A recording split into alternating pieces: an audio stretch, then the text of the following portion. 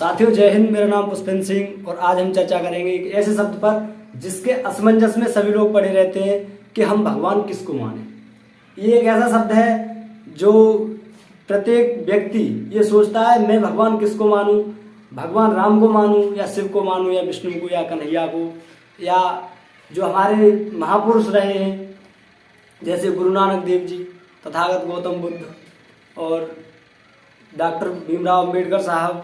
तो ऐसे लोगों को जो हमारे समाज सुधारक भी रहे या देशभक्त रहे या क्रांतिकारी रहे उनके लिए भगवान माने, कि हमारे जो देवी देवता हैं उनके लिए भगवान माने।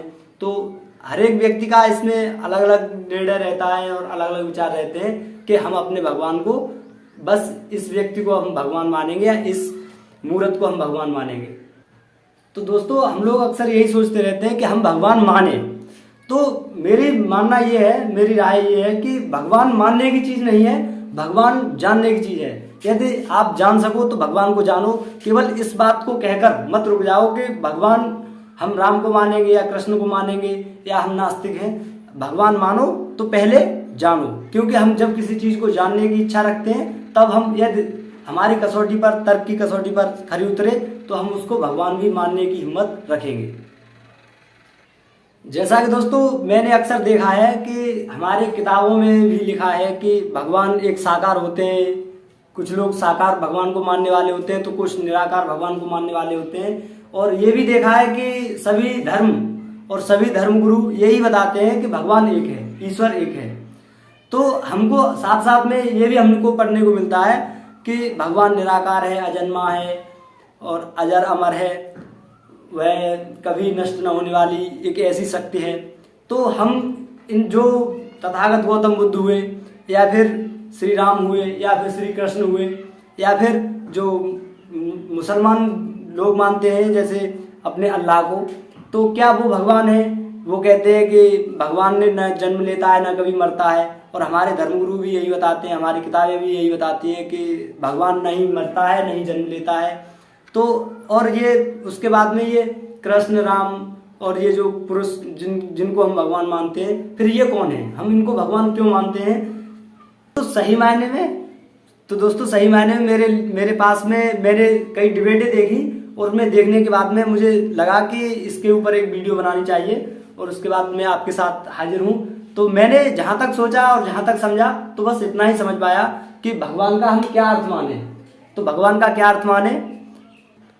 तो दोस्तों मैं इतना ज्ञानी भी नहीं हूँ कि आपके लिए भगवान का अर्थ समझा सकूं, लेकिन जो मेरे विचारों में है टूटे फूटे शब्दों में जो मैं समझ पाता हूँ वह आपको जरूर बताऊंगा। और आप देख सकते हैं कि भगवान तो भगवान को मैंने इस तरह लिख लिया है और इसका अर्थ इस तरह से लगाते हैं। भू, भा माने भू और गा माने गर्मी और वा माने वायु और ना माने नील। तो मेरे अर्थों में तो बस मैं यही सोच पाया हूं अब तक कि भू मतलब हमारी जो पृथ्वी है और गर्मी मतलब अग्नि और वायु मतलब हवा, एयर और नील मतलब जल, पानी, अम्बुतोय। यही भगवान के अर्थ निकलते हैं, भगवान शब्द के यही अर्थ निकलते हैं। तो हमारी जो पृथ्वी है, हमारा जो सौरमंडल है, इन्हीं चार चीज़ों से मिलके बना है। पहले क्षितिजल पावक गगन समीरा, पंच तत्व है बना शरीरा। तो ऐसे करके इसमें 5 तत्व बताए गए थे और हमारे बॉडी में भी ये बताते हैं सभी लोगों कि हमारा शरीर 5 तत्वों से मिलकर बना है। तो अब हमारे जो विद्वान हैं उन्होंने इस बात को पूरी तरह से सिद्ध कर दिया है कि ये शरीर 5 चीज़ों से नहीं 4 चीज़ों से मिलकर बना है। दोस्तों विज्ञान एक ऐसी चीज़ है जो कभी कोई चीज़ खोज करती है तो उसमें भी जहाँ तक देखती है कमी निकालने की कोशिश करती है। तो उन्होंने हमारी पुरानी जो मान्यताएं हैं उनको रद्द करते करते जो सही बात है उसके लिए वो मानते आ रहे हैं। तो पहले 5 तत्व थे, छित, जल, पावक, गगन, समीरा। मतलब उसमें गगन अलग से जोड़ दिया गया था और बाकी की सब धरती थी, गर्मी थी, अग्नि थी, वायु और जल। इन 5 चीज़ों गगन और जोड़ दिया था, लेकिन अब गगन को हटा दिया है, कह दिया है कि गगन का इसमें कोई रोल नहीं है। जो है गगन से ही, गगन और वायु एक ही चीज़ है, ऐसा उन्होंने बताया है। तो दोस्तों आपने भी अक्सर देखा होगा कि हमारा जो सौरमंडल है और हमारा जो शरीर है और यहाँ पर पृथ्वी पर उपस्थित हर एक चीज और हमारे सौरमंडल में उपस्थित हर एक चीज इन तो बस यही 4 चीजों को जोड़कर भगवान मान सकते हैं। तो इसका सभी सम्मिलित स्वरूप प्रकृति आता है। प्रकृति आता है मतलब नेचर। तो जो कुछ है भगवान बस नेचर है, वायु नीर जल, तो इसका मतलब बस यही है प्रकृति। तो प्रकृति ही भगवान है। इसके लिए मैंने पहले भी एक शब्द लिखा था, नेचर इज द गॉड, या प्रकृति ही भगवान है। और हमारे ऐसे बहुत से महापुरुष हुए हैं और बहुत से विद्वान हुए हैं जिन्होंने प्रकृति को ही भगवान माना है। तो दोस्तों विचार हैं, जैसे प्रकृति के बारे में मेरे कुछ विचार हैं, तो मैंने इसके लिए कुछ लाइनें लिखी थी कि सूर्य वायु पेड़ पौधे जीव जंतु आज से ही पृथ्वी की शान है, और महत्व समझा जिस व्यक्ति ने जिसका वही व्यक्ति महान है। लोग पूजते होंगे चित्र प्रतिमाएं जो हिल नहीं सकती। लोग पूजते होंगे चित्र प्रतिमाएं जो हिल नहीं सकती। पूजना है तो प्रकृति को पूजो जो सबसे बड़ा भगवान है, जो सबसे बड़ा भगवान है। तो दोस्तों हमने हिंदू ग्रंथों के अनुसार देखा तो उसमें हमको मिला, गूगल पे सर्च किया कि ये हमारा दूसरा उदाहरण है, भगवान गुणवाचक शब्द से बना है जो भग धातु से बना है। भग धातु के यहाँ पर भग के 6 अर्थ लिए गए हैं, जैसे ऐश्वर्य, वीर, स्मृति, यश, ज्ञान, त्याग। मतलब इतने गुण यदि किसी व्यक्ति में होते हैं, 6 गुण यदि किसी व्यक्ति में उपस्थित है तो हम उस व्यक्ति को भगवान मानते हैं या भगवान कह सकते हैं। जो व्यक्ति पहले हमारे पूर्वजों ने कहा कि क्षितिजल पावक गगन समीरा पंच तत्व है बना शरीरा, तो जो 5 तत्व हैं और उसको एक और जोड़ दिया है, इसमें 6 कर दिए हैं। तो 6 को जो व्यक्ति पूरी तरह से संजो कर रख सकता है उसके लिए हम भगवान कह सकते हैं। तो दोस्तों हमारा तीसरा उदाहरण है आपके लिए कि भगवान शब्द भग माने क्रोध होता है और वान माने त्याग होता है। मतलब जिस व्यक्ति ने अपने अंदर से क्रोध को त्याग दिया तो उस व्यक्ति को हम भगवान कह सकते हैं, ऐसा बताया गया है हमारे धर्मशास्त्रों में। तो दोस्तों आजकल तो मैं देखता हूँ कि जो भी व्यक्ति कथा करते हैं, कथावाचक होते हैं, या जो संत थोड़े ज़्यादा फेमस हो जाते हैं सोशल मीडिया पर, और हमारे पढ़े लिखे युवा तक उनको भगवान मानते हैं। जो व्यक्ति पढ़ लिखने के बाद में उन्होंने देखा कि अंधभक्ति में बहुत अच्छी कमाई चल रही है, तो वह लोग कथावाचक बन गए, कथा करने लगे, और उसके बाद में कथा करने पर वह लाखों रुपया के हिसाब से लेते हैं। मैंने सुना है कि 10-10, 20-20 लाख और 50-50 लाख तक 7 दिन का, वो केवल मात्र 7 दिन का लेते हैं। जो उनके ऊपर चढ़ाना आता है देवी देवताओं के लिए, वो भी खुद वही लोग रखते हैं। तो इस तरह के हमें भगवान चाहिए, और जो हमारा चढ़ावा जाता है मंदिरों में, और जो हमारे जहाँ कहीं भी धर्म स्थल हैं पुजारियों के लिए चढ़ाया जाता है, तो वो सब उनके पास ही क्यों रह जाता है। मैंने अक्सर कई कथावाचक देखे कि सोने से लदे हुए रहते हैं, कहीं हाथों में पहने होंगे तो कहीं बाजूबंद पहने होंगे। तो वो पूरे दुनिया को, पूरे संपूर्ण भारत को ये बता रहे हैं, चिल्ला के बता रहे हैं कि ये धर्मगुरु हैं हमारे, वो सभी को बता रहे हैं कि लोभ लालच त्यागो। लेकिन लालच लोभ मेरे ख्याल से उनमें सबसे ज़्यादा भरा हुआ है, क्योंकि अक्सर देखता हूँ मैं तो वो सोने की चीज़ें पहने रहते हैं, कहीं कंठमालाएं तो कहीं बाजूबंद तो कहीं कुछ। मुझे लगता है कि वो दूसरों को त्यागने की बात करते हैं और खुद अपना लादने की बात करते हैं।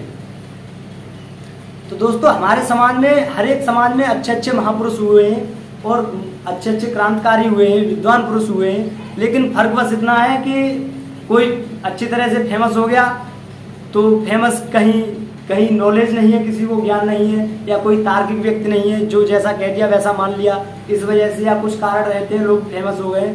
लेकिन ऐसे बहुत से विद्वान रहे हैं, जैसे अष्टावक रहे हैं, चारवाक रहे हैं, गौतम बुद्ध रहे हैं, ओशो रहे हैं, आचार्य रजनीश।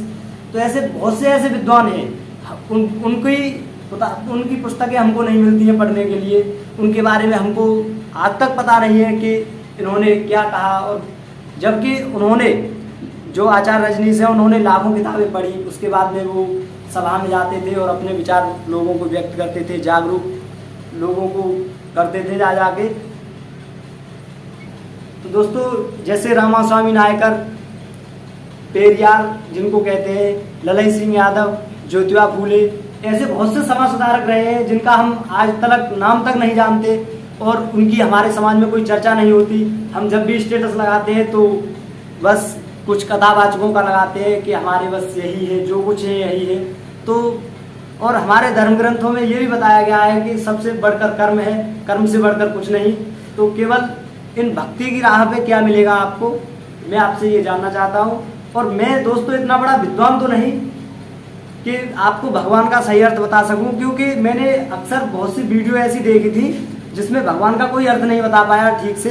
तो मेरी क्या औकात है जो मैं आपको भगवान का अर्थ बताऊंगा। लेकिन आज निर्णय आपको लेना है। मेरे पास कुछ ऐसे एग्जाम्पल थे जिनके माध्यम से मैंने आपको भगवान शब्द का अर्थ समझाने की कोशिश की। यदि आपको समझ में आ जाए तो अच्छी बात है, यदि आपको समझ में नहीं आए तो आप विचार करिए एक बार। जो आपके लिए उदाहरण दिए इन पर विचार करें और साथ ही साथ अपना विवेक लगाएं कि हम भगवान अक्सर किसी को माने तो क्यों माने। अंतिम रूप से अगर भगवान हम मानते हैं तो क्यों माने। लोग कहते हैं कि नास्तिक कभी भगवान को नहीं मानते। मुझे लगता है कि नास्तिक लोग भगवान को ज़्यादा मानते हैं, क्योंकि उनके लिए उनके अंदर एक तर्क क्षमता होती है। यदि वह तर्क क्षमता पर कोई चीज़ खरी उतरती है, कसौटी पर उनके खरी उतरती है, तो उसको भगवान को मानने को राजी जरूर हो जाएंगे। लेकिन मुझे ये लगता है कि जो भक्त लोग हैं, आस्तिक लोग हैं, वो कभी भगवान को नकारने की हिम्मत नहीं रख पाते हैं। लेकिन जो दोस्तों आस्तिक लोग भगवान को मानते खूब हैं, मैंने अक्सर देखा है, खर्च भी करते हैं और उनके भगवान के चक्कर में मंदिरों में भी जाते हैं, जहाँ कहीं भी तीर्थ स्थल हो वहाँ पर जाते हैं। लेकिन मुझे ये लगता है कि जानने की थोड़ी भी चेष्टा नहीं करते कि भगवान क्या है, थोड़ा भी विचार विमर्श नहीं करते। उनके जो पूर्वज या उनके जो धर्मगुरु, उनके जो समाज के मेन व्यक्ति बता देते हैं, प्रमुख व्यक्ति बता देते हैं कि भगवान को मानो और जानने की कोशिश मत करो। तो मेरा आपसे बस यही निवेदन है कि भगवान को जानने की कोशिश करो। मानना तो किसी को भी कुछ भी मान सकते हैं हम। तो दोस्तों आपको यदि मेरी वीडियो से थोड़ी भी तनिक भी नॉलेज बढ़ी हो या एक भी विचार आपके मन में आया गया हो भगवान शब्द को लेकर, तो मेरी इस वीडियो को आप जरूर शेयर करें। और जहाँ तक आप जिस भगवान को मानते हैं तो मुझे कमेंट बॉक्स में ज़रूर कमेंट करें कि हम इन भगवान को मानते हैं। मेरा किसी भगवान से कोई लेना देना है नहीं कि मैं किसी का विरोध करूं और किसी के पक्ष में बोलूं, मुझे उससे कोई मतलब नहीं। जितना है भगवान, जितना मुझे समझ में आता है, मैं चाहता हूं कि लोगों को मैं थोड़ा जागरूक कर सकूं। तो मेरी वीडियो देखने के लिए आपको बहुत बहुत धन्यवाद। और ऐसे ही जागरूकता से परिपूर्ण वीडियो में आपके लिए लाता रहूँगा। और बने रहें ह्यूमो इंडिया चैनल पर। और यदि आपको वीडियो अच्छी लगी तो शेयर करें, और यदि ज़्यादा अच्छी लगी हो तो आप हमारा चैनल सब्सक्राइब कर सकते हैं हमारी अगली वीडियो के लिए। तो दोस्तों धन्यवाद, फिर मिलेंगे।